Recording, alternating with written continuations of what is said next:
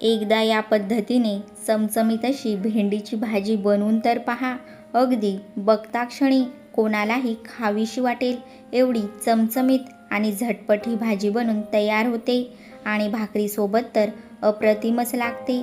तर चला वेळ न घालवता पटकन रेसिपीला सुरुवात करूया. त्याआधी तुम्ही जर या चॅनलवरती पहिल्यांदाच आले असाल तर नक्की या चॅनलला सबस्क्राईब करा आणि बेल आयकॉन दाबायला विसरू नका, जेणेकरून माझ्या नवीन नवीन रेसिपींचे नोटिफिकेशन तुम्हाला मिळत राहतील. ही चमचमीत अशी भेंडीची भाजी बनवण्यासाठी मी इथे 1/2 किलो भेंडे घेतले आहेत. भेंडे चांगले कवळे आहेत आणि हे भेंडे स्वच्छ धुवून आणि एका कपड्याने पुसून घेतले. आता भेंडे कट करून घेऊ. भेंड्याचं टोक आणि भेंड्याचा देठ कापून घेऊ आणि भेंडा अशा प्रकारे मध्ये चिरून त्याचे बारीक बारीक तुकडे करून घेऊ. तुम्ही इथे बघू शकता या पद्धतीने थोडे मोठे मोठेच तुकडे करून घ्यायचे आहेत. तर पहा, सगळे भेंडे मी कापून घेतले. त्याचसोबत 2 कांदे अशा प्रकारे कट करून घेतले आणि 3 टमाटर अशाच पद्धतीने कापून घेतले आहेत मोठ्या मोठ्या पीसमध्ये. आता गॅसवर एक कढई ठेवून घेतली. कढईमध्ये अर्धा चमचा तेल घालून घेतलं. तेल चांगलं कडकडीत गरम झालं आहे. आता त्याच्यामध्ये हे कापून ठेवलेले भेंडे घालून घेऊ. याच्यामध्ये 1 चमचा बेसन घालून घेऊया आणि अर्धा चमचा मीठ घालून घेऊ. 3 ते 4 मिनिटासाठी भेंडे चांगले बेसनामध्ये परतवून भाजून घ्यायचे आहेत.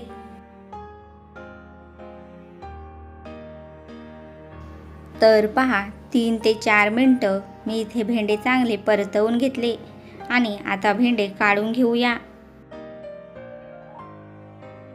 गॅसवर एक कढई ठेवून घेतली.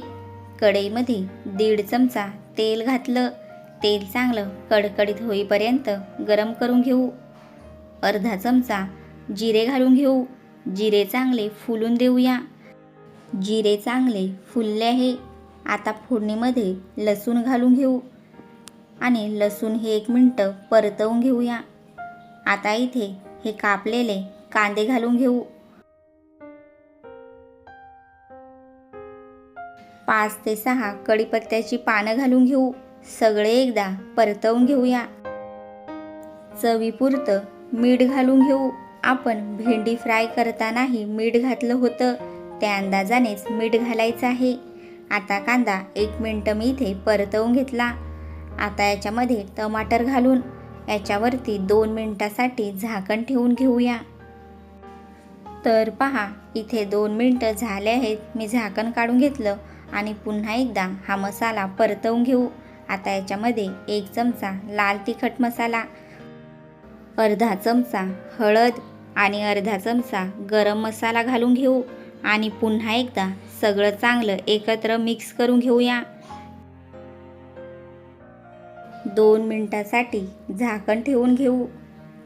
तर पहा, इथे 2 मिनटं झाले आहेत. मी झाकण काढून घेतलं आणि तुम्ही इथे बघू शकता मसाल्याने चांगलं असं तेल सोडलं आहे. सगळं एकत्र मिक्स करून घेऊ आणि हे फ्राय करून ठेवलेले भेंडे या मसाल्यामध्ये घालून घेऊया. अगदी झटपट ही भेंड्यांची भाजी बनून तयार होते. कोणत्याही प्रकारचं वाटण लागत नाही, पण चवीला अगदी चमचमीत आणि अप्रतिम अशी लागते. भेंडे चांगले मसाल्यामध्ये परतवून घेऊ. वरून 1 चमचा भाजलेल्या शेंगदाण्याचं कूट घालून घेतलं. कूट घातल्याने भाजीला खूप छान अशी चव येते. पुन्हा एकदा सगळं मिक्स करून घेऊया. आता 2 ते 3 मिनटासाठी या भाजीवरती झाकण ठेवून घेऊ आणि मीडियम फ्लेमवरती भाजी शिजून देऊ. तर पहा, इथे 3 मिनटं झाले आहेत. मी झाकण काढून घेतलं आणि तुम्ही बघू शकता भेंड्यांची चमचमीत आणि झणझणीत अशी भाजी बनून तयार झाली आहे.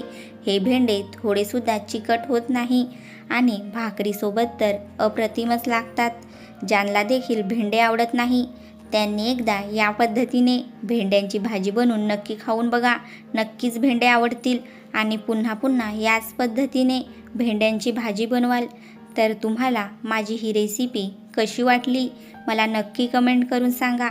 आणि जर तुम्हाला माझी ही रेसिपी आवडली असेल तर नक्की माझ्या चॅनलला सबस्क्राईब करा आणि बेल आयकन दाबायला विसरू नका, जेणेकरून माझ्या नवीन नवीन रेसिपींचे नोटिफिकेशन तुम्हाला मिळत राहतील.